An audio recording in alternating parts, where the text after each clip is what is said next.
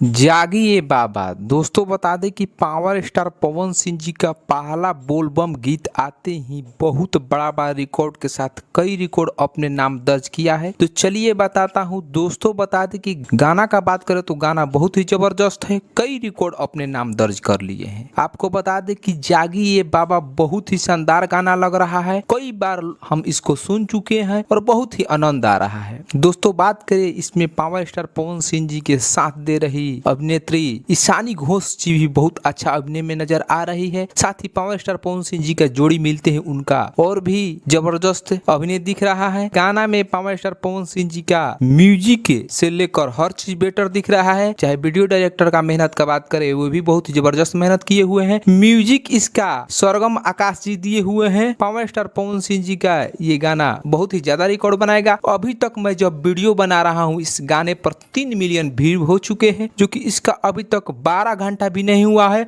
और 3 मिलियन इसका view complete हो चुका है। तो आप भी जेपी स्टार पिक्चर भोजपुरी पर जाकर ज्यादा से ज्यादा उस गाना पर प्यार दीजिए। जागिए बाबा पर डिस्क्रिप्शन में भी लिंक डाल दिया हूं। तो आपको ये गाना कैसा लगा आप कमेंट बॉक्स में अपना प्रतिक्रिया दीजिए। मिलते हैं अगले वीडियो में। धन्यवाद।